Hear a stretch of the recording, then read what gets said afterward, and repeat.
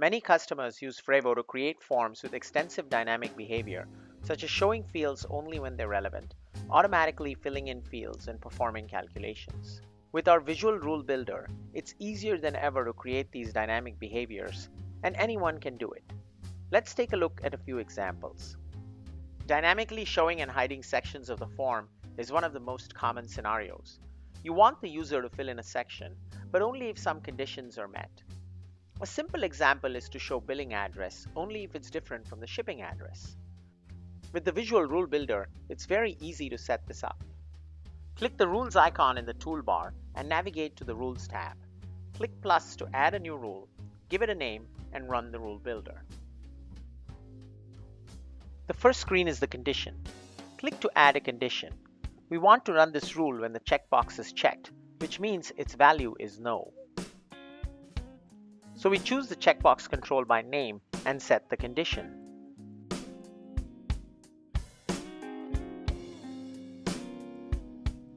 Click Next.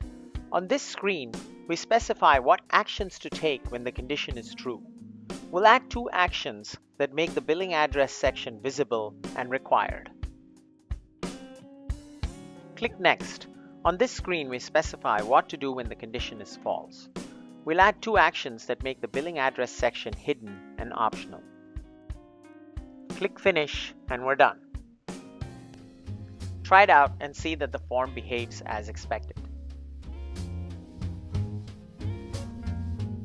This dynamic showhide is also very common in approval workflows, where we only want to show a section on a particular step. For example, in this three-step workflow, employee to manager to finance, we want to show the manager approval section only on or after the manager step in the workflow. The Visual Rule Builder allows you to select this condition in the wizard and take the appropriate actions, so it's very easy to create this kind of dynamic behavior in workflows. Another common use case is to initialize fields in the form automatically, so the user doesn't have to type unnecessary information. Here's a simple example. We have a form with a date field and a few user fields that we want to initialize when the form loads. Once again, with the Rule Builder, it's a piece of cake. As before, click the Rules icon and navigate to the Rules tab. Click plus to add a new rule, give it a name, and run the Rule Builder. The first screen is the condition. Check the Initialization Rule Only checkbox, since no specific condition is required. We want this rule to run every time the form loads. Click Next. We want to set 4 fields, so there'll be 4 actions. Select the date and user fields. For the operation, we want to set them to a value. An expression box appears. In the expression box, we'll simply type in the appropriate function, similar to an Excel spreadsheet. Just start typing and the box will show the available choices. For example, today for today's date. The functions have sensible names and are extensively documented. Click Next. Since we did not specify a condition, there's nothing to do in the false case. Click Finish, and we're done. Try it out and see that the form fields automatically fill in with the desired information.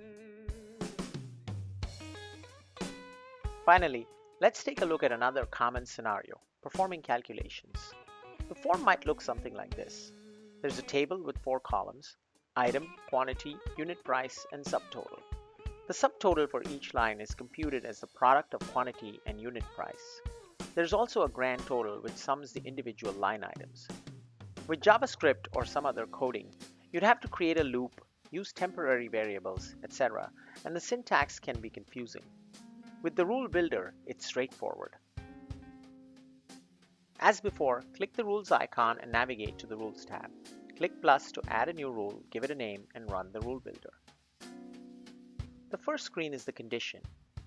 In this case, a subtotal can only be calculated when the quantity and unit price are filled in.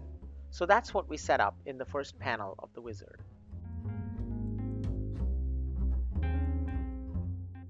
Click Next to define what actions to take when the condition is true. Once again, with the Rule Builder, it's straightforward. We want to multiply quantity and unit price, so we simply set the subtotal to the desired expression. We don't have to worry about the fact that these are repeating fields in the table. There's no for loop or array indices or any other complicated syntax to consider. Click Next. In this panel, we set the subtotal to empty when the condition is false. This ensures that the subtotal will be cleared if quantity or price are empty. Click Finish and we're done for the subtotal calculation. Click plus to add another rule for the grand total and run the rule builder. There's no condition required, so leave it empty. Click Next. We set the grand total to the sum of all the subtotals using a function. That's it. The sum function is smart enough to ignore empty rows and treats them as zeros. Click Finish and we're done. Try the form and see that it correctly computes subtotals and the grand total.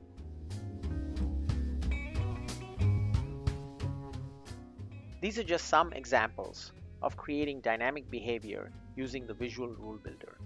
Customers love the power of dynamic forms and workflows.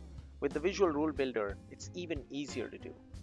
No coding is needed, and anyone can easily create dynamic and really useful forms and workflows. Please visit our website and sign up for a free trial to try the Rule Builder yourself. Thanks for watching.